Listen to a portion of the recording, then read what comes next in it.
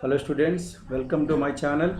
So please subscribe my channel so that you will get regular alerts whenever I upload a video. So don't forget to subscribe. So I'm going to start the new topic for the today, that is on equations of, once we complete equations of motion, we are going to take up the other topics like maximum height, time of ascent, time of descent, etc. in this class. Okay, dear students, we know the acceleration, the definition, that is a rate of change of velocity, and constant acceleration definition I told you, that is acceleration due to gravity g is the best example for what here, a constant acceleration here. So this is caused by earth here. So acceleration of a freely falling body due to earth's pull is called as acceleration due to gravity, and its value is 9.8. Sometimes we take 10 for solving the problems here. So a equal to generally minus g when the bodies are going upward. Why? Because the direction of g is downward. When a body goes upward, then acceleration will be opposite, so we indicate with minus. A equal to minus g when the body goes upward,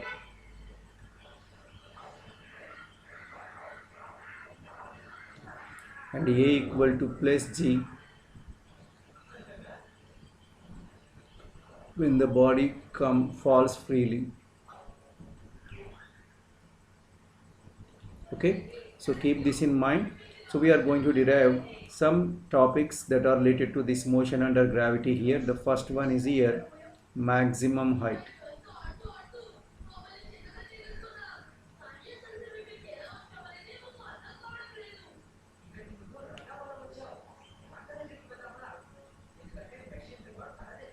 So what do you mean by maximum height here? So when a body is projected vertically upward, so what happens here?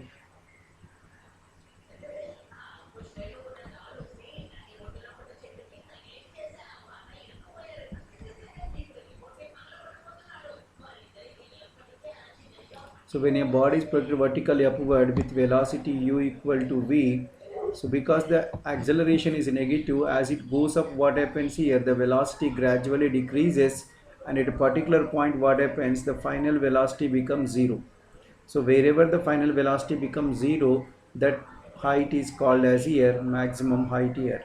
So what is the definition here? The height at which maximum final velocity of vertically projected body becomes zero is called as here maximum height. That means here initial velocity u equal to u, final velocity is zero, and a equal to, we can take what here, minus g, and displacement is how much here? Capital H I am taking here. So use third equation of motion. So third equation of motion, that is v square minus u square equal to 2as. So v is 0, this is minus u square 2 of minus g into h I can write. So minus minus cancel out, you will get a h equal to the formula as u square by 2g. This is the formula of maximum height here. Remember students, the maximum height depends on two factors here. So for all experiments conducted on earth here, so h is directly proportional to u square, that is if g is constant.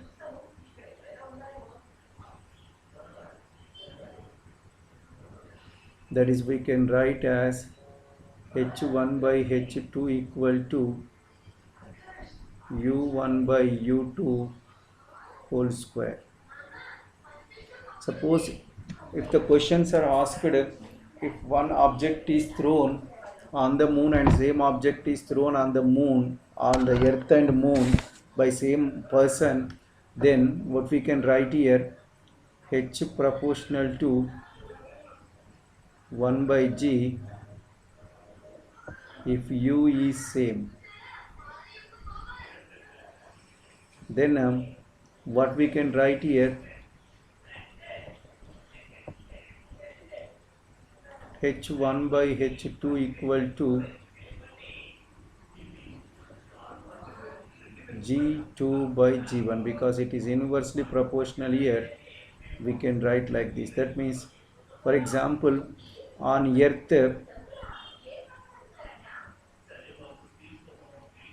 g1 equal to g I'm writing, and on moon, and this value is 1/6 of the earth here. If the same person is allowed to do the same, throw the object vertically upward, this is h earth by h moon equal to, we can write this is g by 6 by g, cancel out, and we get h moon equal to 6 times of h earth. That means if the same person is used to throw the object on earth and moon, on moon he can throw to a height which is 6 times that on the earth, 6 times that on earth. Suppose if he throws here 50 meter, then on the moon he can throw up to 300 meter. Okay, so this is the maximum height and the deductions regarding this one. Okay, now coming to the next one. Second one is here, time of ascent.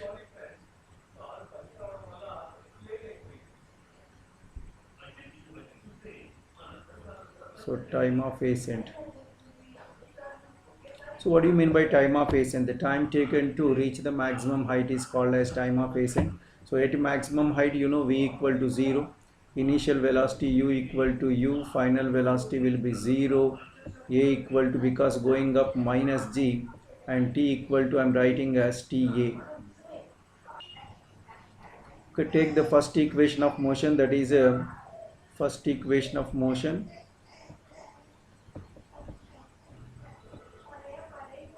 So what is that one? V equal to u plus at. So v is 0, 0 equal to u, this is minus g, this I am calling as ta. So if you rearrange, then you will get a ta equal to u by g. So this is the time of ascent here. And remember, this is the formula. If air resistance is not considered, if air resistance is not considered, air resistance is not considered, and if air resistance is considered, then what is the formula? So if letter a be the resistance of air, a be the resistance or better to call as here retardation. So why I am calling retardation here? Because when the body is going upward, the retardation will be downward. Let a be the retardation. So already g is acting downward and a is also acting downward. So then net retardation becomes how much here?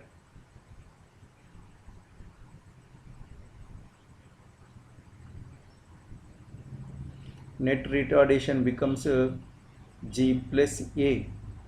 Then in that case, the time of ascent will be ta equal to, we can write as u by g plus a. So remember, this is the formula when air resistance is considered.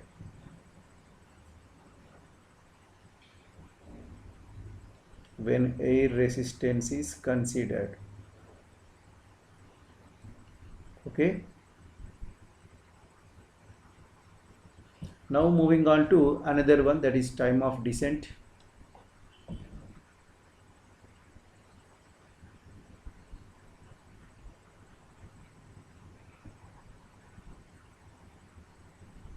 So time taken by a freely falling body to reach the ground from the height. Generally that height is taken as maximum height here. So in this case I am taking s equal to h here, a equal to coming downwards, so a equal to plus g, t equal to, I can write td, So what is second equation here? Second equation of motion, that is s equal to ut plus half at square, h equal to, I'm writing u is, because it falls freely, initial velocity 0 for all freely falling bodies, so 0 into t plus 1 by 2, a means g and t means I'm writing td square. Okay, so substitute the h value already derived in the same class here, that is u square by 2g equal to 1 by 2 gtd square. Okay, 2 cancel out, so you will get this td square equal to u square, and g comes to here, become g square, and square root on both sides, square root on both sides, we get td equal to u by g again. I'm not taking -1 because time cannot be negative. So this is what here, when air resistance is not considered, air resistance is not considered.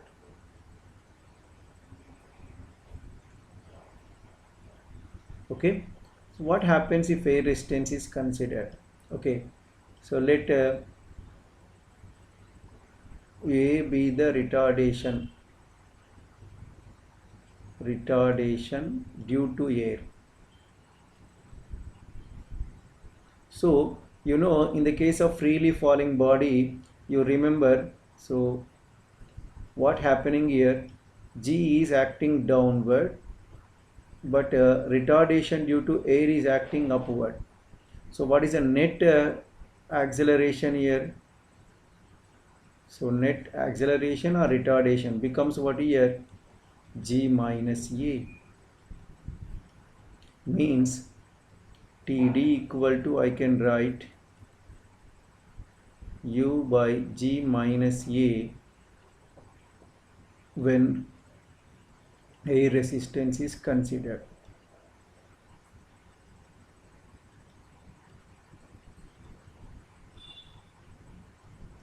When air resistance is considered.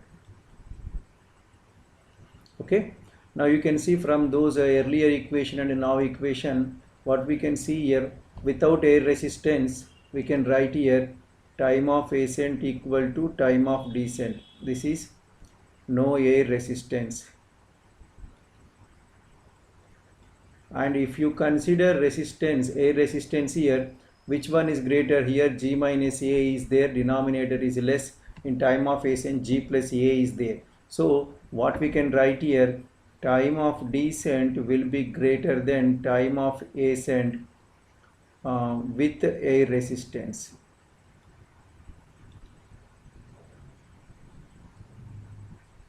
So which one takes more time to go, and the time of ascent and time of descent means the body takes more time to fall than to raise to same height in the case of air resistance here. Okay, so this is time of ascent and time of descent.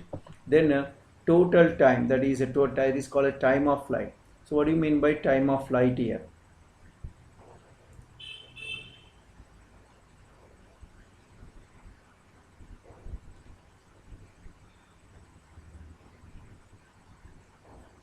So time of flight means here the time spent by the body during which vertical displacement becomes 0.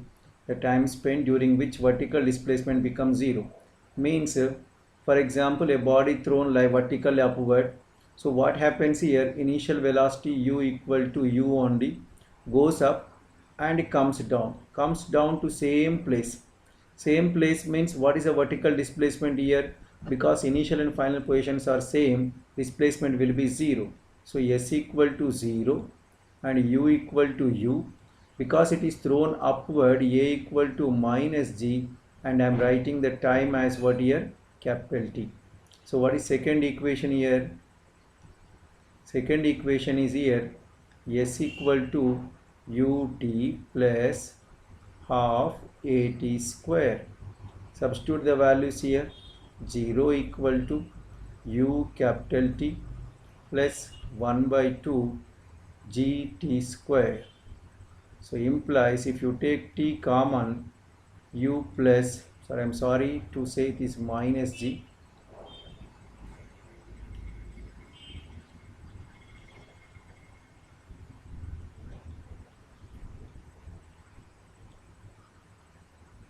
It is my half gt square. You take t common, you will get a u minus 1 by 2 t here, gt equal to 0. This implies t equal to 0 and t equal to 2u by g. So t equal to 0 stands for what here? Initial position, that is starting point, and t equal to 2u by g stands for what here? After coming back. This is called here the time of flight here, that is 2u by g, which is equal to time of ascent and time of descent here.